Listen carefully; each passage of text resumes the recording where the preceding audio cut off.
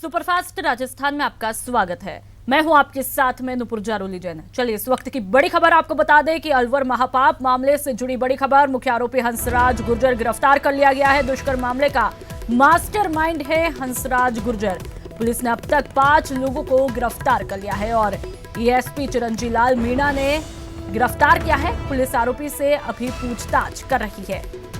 एक अहम अपडेट अलवर महापाप मामले से जुड़ी आपको दे दे, जहां अब मुख्य आरोपी हंसराज गुर्जर को भी आखिरकार पुलिस ने धर दबोचा है और ये पूरे दुष्कर्म मामले का मास्टरमाइंड बताया जा रहा है।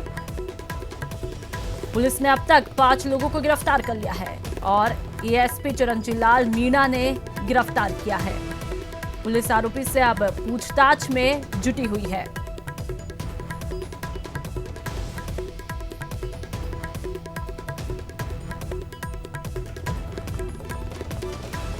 और संवाददाता राजेंद्र हमारे साथ अलवर से जुड़ चुके हैं, साथ ही राकेश भी हमारे साथ जुड़े हैं जयपुर से। सबसे पहले राजेंद्र आपसे बात करना चाहेंगे। फिलहाल अब मुख्य आरोपी आखिरकार हंसराज भी गिरफ्तार हो चुका है, क्या कुछ जानकारी? इस पूरे मामले में पुलिस ने जो 5 लोग हैं उनको गिरफ्तार किया है और जिसमें 4 जो रेपिस्ट के आरोपी हैं, रेप के आरोपी हैं वो है, जबकि एक आरोपी अभी भी इसमें फरार है। जबकि एक दिनेश कुमार है, उसको आईटी एक्ट में गिरफ्तार किया है। तो कहीं न कहीं पुलिस की जो टीमें हैं वो लगातार इस पूरे मामले में 14 टीम बनाई गई थी और खुद आईजी अलवर में डेरा डाले हुए हैं। खुद आईजी एस सेंगाथिर जो हैं वो मॉनिटरिंग कर रहे हैं। पुलिस की टीम विभिन्न 4 राज्यों में और अलवर सहित आसपास की सभी जगहों पर लगातार संभावित ठिकानों पर दबिश दे रही है, जिसका नतीजा ये है कि पुलिस को कामयाबी मिली है और अभी पुलिस जो एक आरोपी रहा है उसकी गिरफ्तारी के लिए पुलिस की टीम जुटी हुई है। जी चलिए, राकेश भी हमारे साथ जुड़े हुए हैं। राकेश, अब पुलिस पूरी तरह से एक्टिव मोड में आ चुकी है। अभी फिलहाल क्या कुछ कार्रवाई का स्टेटस और इसे कहां से गिरफ्तार किया है? बिल्कुल देखिए नुपुर, ये एक बड़ी गिरफ्तारी है पुलिस की, क्योंकि हंसराज गुर्जर इस पूरे मामले का मास्टरमाइंड है।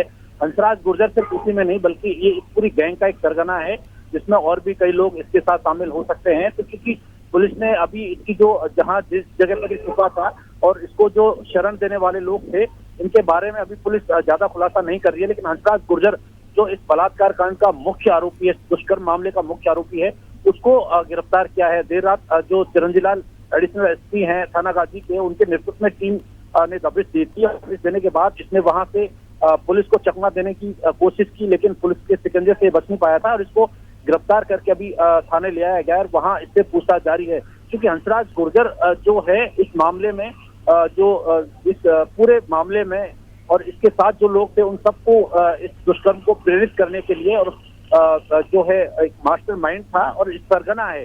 तो उसने अब तक ऐसी कितनी वारदातें की हैं और इस वारदात के पीछे इसका पूरा किस तरह का उद्देश्य था, इस बारे में पुलिस अभी पूछताछ कर रही है। क्योंकि जिस तरीके के तहत आरोपी का वायरल करने के लिए यहाँ पर आपको रोकना चाहेंगे। साथ ही हमारे साथ अलवर से एएसपी चिरंजी लाल मीणा भी जुड़ चुके हैं। चिरंजी लाल जी, आपने गिरफ्तारी की है, जानना चाहेंगे कहां से ये पूरी गिरफ्तारी की गई है और फिलहाल अभी कार्रवाई का क्या कुछ स्टेटस जो है वो चल रहा है? इस प्रकरण में 5 आरोपियों द्वारा ये घटना कारित की गई थी। एक आरोपी वायरल करने वाला था, कुल 6 आरोपी थे। इनमें से 5 आरोपियों को हम अब तक गिरफ्तार कर चुके हैं। आज जो 5वां आरोपी था हंसराज, इसको भी हमारी विशेष टीम ने गिरफ्तार किया है। जी, साथ ही अभी तक किस तरह के सुराग जो है वो हाथ में लगे हैं चिरंजी लाल जी? अभी तक के इन्वेस्टिगेशन से आरोपियों के द्वारा जो घटना कारित करना था, जिससे रिलेटेड इन्वेस्टिगेशन थी, वो हमारे द्वारा की जा रही है और शीघ्र ही जो एक आरोपी और बचा उसको भी हम गिरफ्तारी का भरसक प्रयास कर रहे हैं। जी चलिए, साथ ही अब आगे किस तरह की कार्रवाई होगी? आगे त्वरित कार्रवाई करके इसमें अविलंब इसमें चालान पेश किया जाएगा। आरोपियों के विरुद्ध नियमानुसार, विधि के अनुसार कार्रवाई की जाएगी।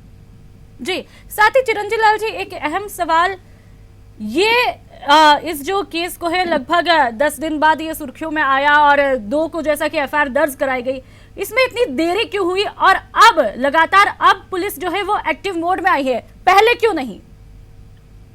इसमें एक निवेदन ये था कि 30 तारीख को ये सही है कि 30 तारीख को पुलिस को जानकारी हो गई थी कि FIR 2 तारीख को दर्ज हुई है। 2 तारीख को दर्ज होने के बाद लगातार जिस अनुसंधान अधिकारी के पास में एक केस था, उसी के अनुसंधान अधिकारी के पास में नारायणपुर थाने में 4 साल की मासूम के साथ में भी इस तरह की घटना हुई थी। उसमें भी हमने उसी दिन इसी आयोग द्वारा 2 तारीख को इन्वेस्टिगेशन के दौरान उस आरोपी को भी किया था। तो उसी समय चुनाव भी थे, VIP मूवमेंट भी था और एक ही आयोग के पास में दोनों होने से और आरोपियों को तलाश करने की भरसक प्रयास थी, लेकिन आरोपी उस समय मिले नहीं थे। और इन्वेस्टिगेशन में हमारी ओर से घटना दर्ज होने के बाद तत्काल विधि के अनुसार जो कार्रवाई की जाती है हमारे द्वारा की गई थी। जी चलिए, साथ ही एक अहम सवाल और आखिरी सवाल आपसे पूछना चाहूंगी, क्या उम्मीद की जाए, पीड़िता को इंसाफ कब मिलेगा?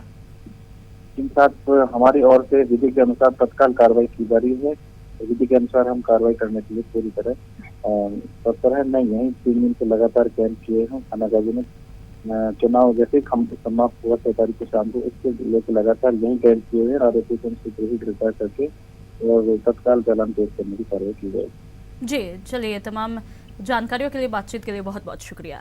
और हमारे साथ दोनों रिपोर्टर हमारे साथ जुड़े हुए।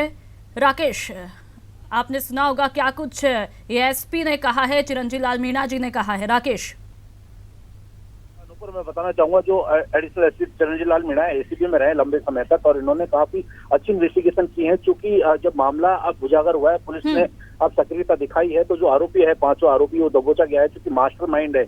अब इसमें जो पुलिस इसको बड़ी कामयाबी मान रही है, क्योंकि हंसराज गुर्जर ने सिर्फ इसी वारदात को अंजाम नहीं दिया है। इस तरीके से कितने और ऐसे इसके मामले हैं जिन पर अब एक बड़ा खुलासा हो सकता है, क्योंकि पुलिस मामले की अभी गोपनीयता को बनाए रखना चाह रही है, क्योंकि जो आरोपी है वो एक इसका एक बड़ा गैंग इस इलाके में हो सकता है जिसने कई वारदातों को अंजाम दिया।